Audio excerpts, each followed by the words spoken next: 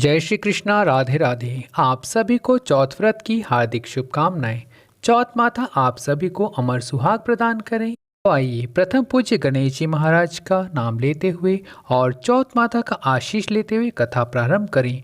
ओम गंग गणपति नमः। चौथ माता की जय। एक साहूकार के 7 बेटे थे और एक बेटी थी। बेटी का नाम भीलन था। 8 भाई बहन एक साथ बैठकर भोजन किया करते थे और जब 8 में से एक भी भोजन नहीं करता था तो सभी भूखे रहते थे। बहन का ब्याह हुआ तो उसने करवा चौथ का व्रत पीहर में ही रखा। बचपन की आदत के अनुसार उसके भाइयों ने खाना नहीं खाया। कहने लगे, हमारी बहन तो भूखी है, हम कैसे खा लें? तभी खाएंगे जब वह खाएगी। फिर भी बहन की भूख से व्याकुलता देखकर उन्होंने डूंगर में आग लगा दी और कहा, बहन चांद उग गया है, अर्घ दे दे। बहन ने कहा, भाभीओ चलो चांद को अर्घ दे दे।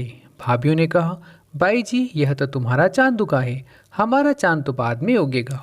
बहन बोली थी, समझ नहीं सकी कि भाइयों ने चालनी में चांद दिखा दिया है। बहन ने अर्घ दे दिया। बैया निकाल कर खाना खाने बैठी तो पहले कौर में मक्खी निकली, दूसरे में बाल निकला और तीसरे कौर में ससुराल से बुलावा आ गया कि उसका पति बीमार है।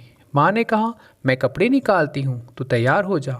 माँ साड़ी निकालने लगी तो कभी काली साड़ी तो कभी सफ़ेद साड़ी हाथ में आती। माँ ने कहा, बेटा जाने किस्मत में क्या लिखा है, तू राह में सबके पैर छूती जाना। और माँ ने उसके पल्ले में सोने का एक टका बांध दिया और कहने लगी, जो तुझे अमर सुहाग का आशीष देवे उसे सोने का ये टका दे देना और पल्ले में गांठ लगा लेना। बीलन राह में सबके पैर लगती हुई गई। सबने खूब आशीष दी पर किसी ने सुहाग की आशीष नहीं दी। एक छोटी सी जेठूती थी जिसने भाभी के पैर छूते ही उसे अमर सुहाग होने का आशीर्वाद दिया। बेलन ने टका देकर पल्ले में झट से गांठ लगा ली। ससुराल पहुंची तो देखा पति मरा पड़ा था। वह कहने लगी, इसको जलाने नहीं दूंगी। देरानी जेठानी ने कहा, घर में लाश कौन रखने देगा? बेलन ने कहा, जंगल में एक झोपड़ी बनवा दो, मैं वहीं रहकर इनकी सेवा करूंगी। उसको जंगल में झोपड़ी बनवा दी और वो वहीं रहने लगी। रहते रहते माह की चौथ आई। चौथ माता गालियाँ निकालती करड़ी कोसती आई। 7 भाइयों की बहन भीलन बाई पानी पा, चालनी में चांद देखनी पानी पा, डूंगर में लाए लगवानी पानी पा। भीलन ने चौथ माता के पांव पकड़ लिए। माता मुझे सुहाग दो तब जाने दूंगी। माता ने कहा, मैं सुहाग नहीं दे सकती, मुझसे बड़ी तो बैसाख की चौथ आवेगी, उसके पांव पकड़ना। बैसाख की चौथ आई, करड़ कोसती गालियाँ निकालती। भीलन ने जल्दी से पांव पकड़ लिए। माता सुहाग दो। बैसाख ने कहा, मैं नहीं दे सकती, मुझसे बड़ी भादुड़ी चौथ आवेगी, उसके पैर पकड़ लेना। फिर भादुड़ी चौथ आई, करड़ कोसती गालियाँ निकालती। भीलन ने उसके पैर पकड़ लिए। भादुड़ी चौथ माता ने कहा, मुझसे बड़ी करवा चौथ आएगी, उसके पांव पकड़ना, उसके पांव मत छोड़ना, छोड़ दिए तो फिर 12 महीने मुर्दा सेना पड़ेगा। जब करवा चौथ आई तब उसने माता के पैर पकड़ लिए। चौथ माता गालियाँ निकालती रही, करड़ कोसती रही, छोड़ पापिनी हत्यारन मेरे पेड़ छोड़। 7 भाइयों की बहन भीलन पानी पा, डूंगर में आग लगावन पानी पा, चालनी में चांद देखनी पानी पा, घनी भुखियाली पानी पा। भीलन माता के पैर पकड़कर विनती करने लगी, रो रो के माँ को मनाने लगी। तब माता ने काजल आँख से लिया, मेहंदी चिट्टी उंगली से ली, रोली टीकी से ली और पानी में घोलकर छींटा दिया तो उसका मुर्दा पति जीवित हो गया। पति उठकर बोला, ओहो बहुत नींद आई। भीलन ने कहा, काहे की नींद आई, मैं तो तुमको साल भर से सेवा कर रही हूँ। करवा चौथ माता जाते हुए झोपड़ी को महल बना गई और धन धान्य से भरपूर कर गई। भीलन की सास ने अपनी अन्य बहू से कहा, अरे कोई जाकर भीलन को तो खाना दे आओ, उसका तो आज के दिन सुहाग उजड़ गया था, वह तो रो रही होगी। जब इतना चिल्लाने के बाद भी कोई नहीं गई तो सास खुद ही खाना लेकर जंगल में अपनी बहू के पास चली गई। वहां जाकर देखा तो उसे झोपड़ी नजर नहीं आई। एक महल दिखा जिसमें उसके बेटे बहू चौपड़ खेल रहे थे। बहू ने सास को आवाज़ लगाई कि माताजी यहाँ महल में आ जाओ। माताजी के महल में पहुँचने पर बेटे बहू ने चरणों में धोख देकर आशीर्वाद लिया और सारी बात बताई।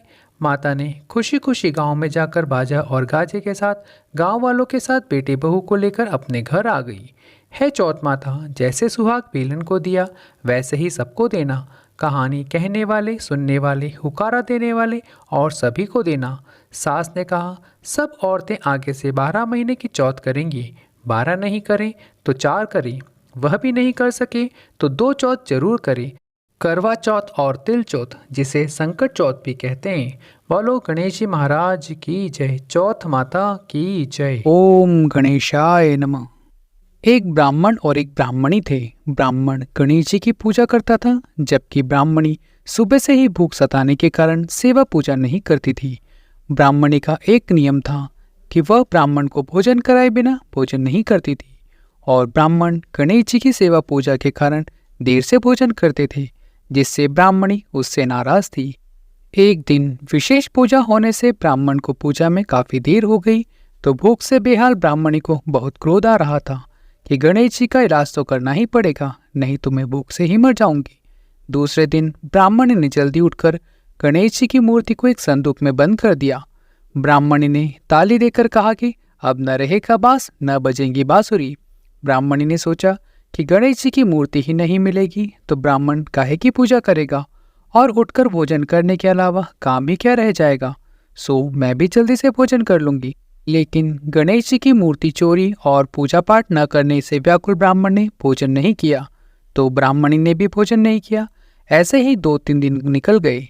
दोनों ने जिद कर ली। ब्राह्मण कहता है कि मैं गणेश जी की पूजा पाठ करके ही भोजन करूंगा, जबकि ब्राह्मणी की जिद थी कि मैं गणेश जी की पूजा पाठ नहीं करने दूंगी।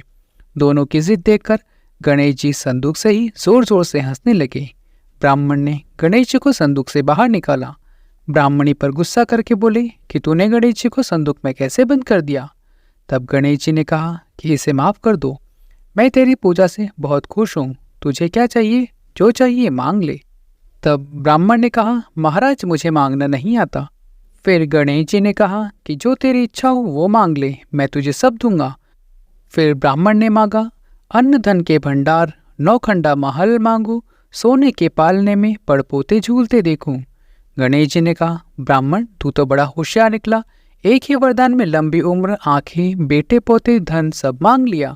ब्राह्मण ने कहा, भगवान देव तो सभी चीजें दो, नहीं तो रहने दो। गणेश जी ने ब्राह्मण को सब कुछ दिया जो वो चाहता था। फिर तो ब्राह्मण ने गणेश जी का मंदिर बनवाया, जहाँ दोनों ब्राह्मण और ब्राह्मणी उनकी पूजा करने लगे। हे गणेश जी महाराज, जैसे उस ब्राह्मण और ब्राह्मणी को दिया, वैसे ही कहानी कहने वाले, सुनने वाले और हुकारे भरने वाले को धन धान्य, अपनी प्रेम भक्ति और श्रद्धा से पोते पोतियों से परिपूर्ण करना। बोलो गणेश जी महाराज की जय।